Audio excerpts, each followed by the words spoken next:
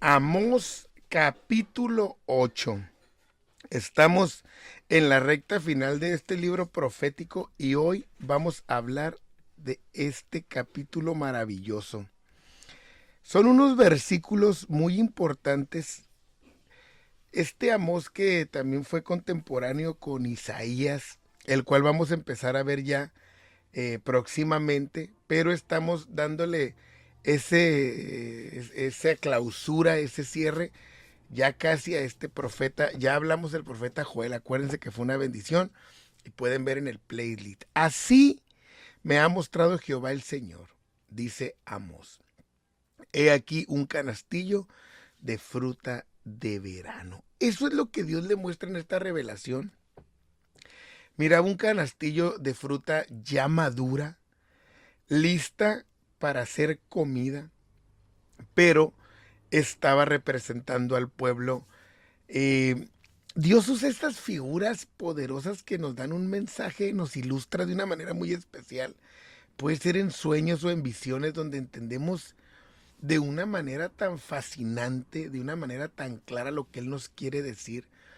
Porque en esas visiones, en esos sueños, Él agudiza nuestro sentido y entendemos de una manera clara el mensaje. Hay que pedirle a Dios que siempre nos ayude para que Él siga hablando por medio de estos eventos y que la cristiandad no sea insensible a esto. Y dijo, ¿qué ves, Amós? Le pregunta el Señor que qué ve al profeta. Y respondí, un canastillo de fruta de verano.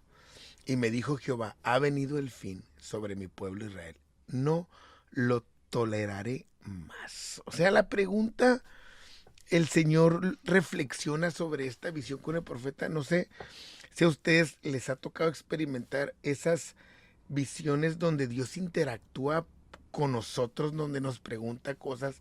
Me ha tocado experimentar cosas donde el Señor me dice, despiértate porque necesitas hacer esto. O en el sueño explico algo y el Señor me dice, despiértate y escríbelo. O sea, ha habido muchas maneras en las que Dios interactúa con nosotros. O estás sucio de esto, necesito que actúes así, que tomes esta solución. O sea, es maravilloso, podemos entender al profeta como Dios le está diciendo lo que viene para Israel. Él es un pueblo que está siendo comparado con frutas, que está dentro de un canastillo, porque todo él va a ser enjuiciado, ¿no? Entonces, ¿qué le revela el Señor? Bueno, que viene un final fatal y que no lo va a soportar más. O sea, como cuando la fruta está a punto de pudrirse y que dices, cómetela ya, porque ya no va a servir así. Entonces, Dios le está diciendo que así iba a pasar con Israel, porque iban a llegar pues los asirios y iban a llevarse toda la bendición que ellos tenían. Y también en el tiempo del fin así será. Dios ya no va a tolerar más el pecado y Él vendrá. Y los cantores del templo gemirán en aquel día, dice Jehová el Señor, muchos serán los cuerpos muertos, en todo lugar los echarán fuera en silencio. O sea, toda la idolatría, todo ese culto falso, toda esa adoración externa como abunda en estos tiempos, que se dice que es para Dios, pero que realmente es para sus bolsillos. Dice que va a haber muchos muertos, tristemente en Israel así fue, y también en el día final así será en todo lugar. Echarán, dice, fuera en silencio, o sea, sin gloria, sin pena, sin nada. Esto nos recuerda a los panteones. Es minoría la gente que está enterrada ahí, que fueron creyentes. Son más los que no. Entonces, el juicio sobre Israel se acercaba en el tiempo de Amós y él está hablando, está gritando, está profetizando como ahora por medio de la iglesia hablamos, damos mensajes, videos, predicaciones, usamos las redes, usamos todo para que la gente sepa, la iglesia sepa que viene un juicio de Dios. Oíd esto, los que explotáis a los menesterosos y arruináis a los pobres de la tierra, se les ha llegado su tiempo, se les ha llegado el fin de tanta opresión a los necesitados, de tanto dolor, de tanto aprovechamiento, cosa que Dios les había dicho en la Biblia que no lo hicieran. En la ley les estaba estipulado que cuidaran a los menesterosos, a los pobres, a las viudas. Y eso es lo que la iglesia debe de hacer. Y por medio de una buena instrucción los podemos cuidar también, porque a veces nomás pensamos que es dar, pero no es nomás darles, sino es instruirlos para que ellos también le pidan a Dios que Él abra las ventanas de los cielos, diciendo, ¿cuándo pasará el mes y venderemos el trigo y la semana y abriremos los graneros del pan y achicaremos la medida y subiremos el precio y falsearemos con engaño la balanza? Típico pensamiento muchas veces mexicano, ¿verdad? Ellos tenían en sus planes su beneficio, sus business personales, vender, ganar, sin importarles lo de Dios, su obra, sus mandatos. Y luego dice aquí, vamos a dar menos, pero a vender más caro, porque ellos iban a estafar a sus hermanos. Muchos se benefician de la religión solamente porque hay reunión de gente y van a vender, porque son buenos, porque Dios los ayuda y se aprovechan. Hay gente que se dedica a todo menos a Dios. Ellos tenían sus negocios, atendían sus economías, pero estafando a sus consumidores. Y sus consumidores eran hermanos, o sea, les robaban. Se habían olvidado de las balanzas justas que Dios les pedía. Los asuntos que eran santos, día a día de oración, día de ofrenda, día de alabanza, lo habían hecho un mercado, como cuando vino el Señor Jesucristo, ¿no? Para comprar los pobres por dinero y los necesitados por un par de zapatos. Y venderemos los desechos del trigo. O sea, no les quedaba de otra, sino que realmente, pues, aprovecharse.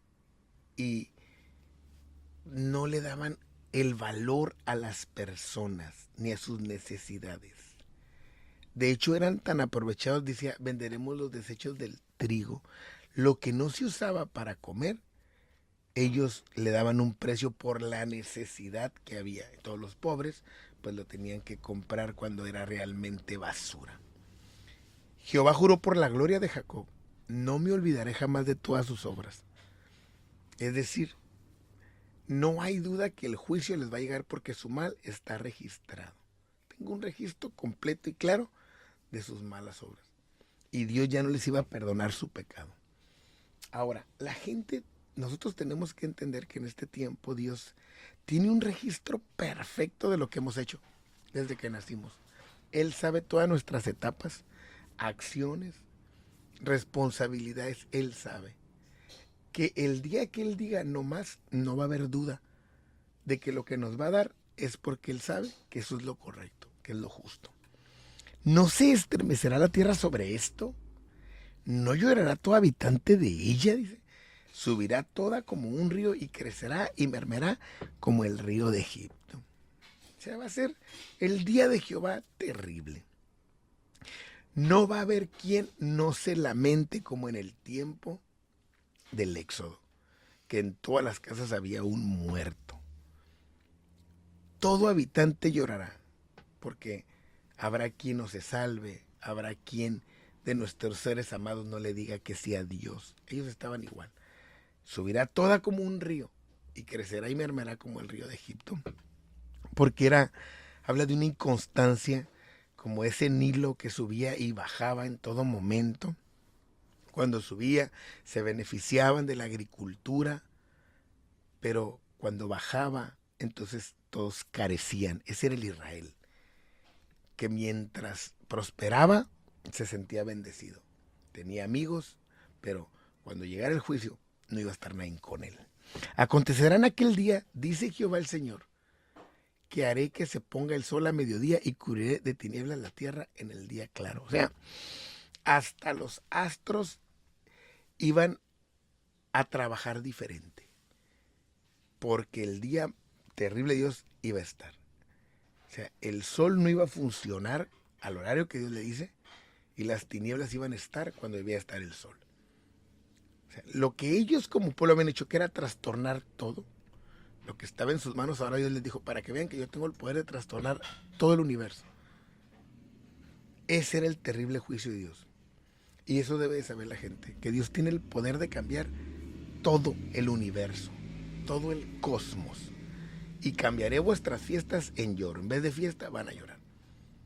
Y todos vuestros cantares en lamentaciones. Ya no va a haber nada que los haga celebrar. Y haré poner silicio sobre todo lomo, y que se rape toda cabeza, y volveré como en llanto de unigénito, y su postrimería como día amargo. Le está diciendo Israel, ya no van a celebrar, ya no van a cantar, se van a lamentar como el peor de los dolores, que es perder el unigénito, el único hijo o el más amado. Así va a ser, van a vivir de luto, porque no hay nada que celebrar, porque han sacado a Dios de sus planes, de sus metas. Entonces Israel estaba listo para ser enjuiciado. El instrumento de la ira de Dios estaba preparado. En este tiempo de iglesia pasa semejante. El juicio de Dios está listo para todo el que no le quiera servir. Lo vemos desde el Antiguo Testamento, no solamente en el Nuevo. He aquí, vienen días, dice Jehová el Señor. No son palabras de Amós, son palabras de Dios, en los cuales enviaré hambre a la tierra. Ellos conocían perfectamente esto. Había tiempo en que se habían comido hasta un niño. Ellos sabían lo que era tener hambre. Habían comido hasta heces de animales. Pero no de pan ni de agua, sino de oír la palabra de Dios. Esta es la peor necesidad que va a haber. La peor hambre. Oír la palabra de Dios. Que alguien nos predique, que alguien nos ministre, que alguien nos enseñe. Ese tiempo iba a ser terrible para ellos, porque iban a estar allá con los asirios, donde no iban a oír nada de Dios, iban a oír de ídolos, donde no iban a oír cantos para Dios, sino para ellos. Nadie les iba a predicar, ni siquiera comida chatarra, golosinas, migajas, nada. Iban a tener hambre ahora sí de los profetas y de la ley, porque no se las iban a permitir, porque no solo de pan vive el hombre. Tristemente en este tiempo hay quien no tiene ni hambre, ni se la quiere comer la palabra de Dios. Miren, hace tiempo el Señor me mostró un sueño. Estábamos todos, entrábamos a un buffet donde había 66 guisados. Yo entraba, comía de todos y me sentaba satisfecho en la puerta de la salida. Empezaba a ver a los cristianos que entraban, todos desnutridos, todos con hambre, moribundos, y yo decía en mi corazón, wow, ahorita van a comer de todo y se van a poner bien. Llegó la respuesta de Dios. Y todos pasaban de largo de la puerta de la entrada a la de la salida, sin siquiera voltear a ver los platillos. Y el Señor me hablaba en el sueño y me decía, mira, ni siquiera voltean a ver la comida, porque no quieren nada de mí. Prefieren morir a ir a mi palabra. Y eso pasa ahorita. Ni siquiera se dan cuenta del hambre que tienen de Dios. Porque si le das una oportunidad, vas a tener eso que necesita tu alma. Va a llegar el tiempo también, en los últimos días, que ya no va a haber quien predique ni quien hable. E irán errantes de mar a mar, desde el norte hasta el oriente, discurrirán buscando la palabra de Jehová y no la van a hallar. Porque están en cautiverio, porque son reos de juicio. En el final de los tiempos va a pasar lo mismo. Ahorita abunda hasta el evangelio chatarra, ¿no? Ahorita abunda todo eso, pero va a haber tiempo en el que no va a haber. Por eso no podemos perder el tiempo, necesitamos estudiar, prepararnos y predicarle a la gente. Porque va a haber tiempo donde no la van a hallar. Y ahorita se gozan con evangelios chatarras. Evangelios que no son verdad, solamente por cumplir el estatus de cristiano y de ir a la iglesia, pero no cambiamos. Escuchamos la palabra, pero no la obedecemos. Va a haber tiempo en el que el Señor va a decir, entonces, ¿para qué la quieren? Si no la van a obedecer, y ahí es donde va a haber hambre. En aquel tiempo las doncellas hermosas y los jóvenes desmayarán de sed. Se está diciendo, aún los más fuertes físicamente van a morir. Porque no solo de pan vive el hombre. Cierro este capítulo. Los que juran por el pecado de Samaria y dicen, por tu Dios, oh Dan, y por el camino de Berseba caerán y nunca más se levantarán. ¿Qué es lo que pasó? Pues que los que siguen la idolatría que inauguró Jeroboam, porque ahí estaban esos becerros, pero se lo atribuían a Dios, decían que por medio de ellos adoraban a Dios, ellos van a caer, no se van a salvar y no se van a levantar. Eso es lo que dice la Biblia. Porque todo termina en Dios.